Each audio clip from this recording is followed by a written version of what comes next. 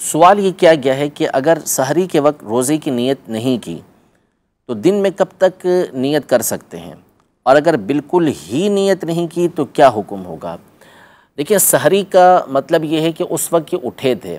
अगर उस वक्त उठे थे और बाकायदा खाना खाया था, सहरी की थी, तो इसका तो मतलब ये है कि वो रोज़े की नीयत कर रहे हैं। इसलिए कि नीयत ये दिल के इरादे को कहते हैं, बंदे के दिल के अंदर इरादा होना चाहिए। और सहरी खाने को उलमा ने फरमाया कि ये एक तरह की नीयत ही है कि उसका इरादा है कि उसने दूसरे दिन रोज़ा रखना है। सिवाय ये कि बाकायदा वो नीयत करे कि मेरा कल का रोज़ा नहीं है, तो फिर एक जुदागाना बात हो जाएगी।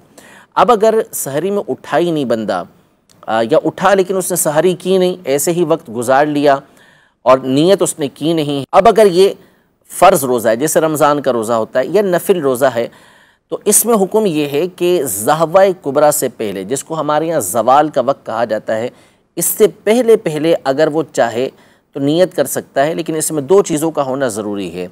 नंबर एक ये कि उसने सुबह सादिक से लेकर इस वक्त तक कुछ खाया पिया ना हो, यानी जानबूझ के कुछ खाया पिया ना हो, रोज़ा तोड़ने वाला कोई काम उसने ना किया हो। दूसरा ये कि वो नीयत ये करेगा कि मैं सुबह से रोज़े से हूँ, ये नीयत करेगा तो इसकी ये नीयत हो जाएगी, जबकि वो रमज़ान का रोज़ा हो या नफिल रोज़ा हो।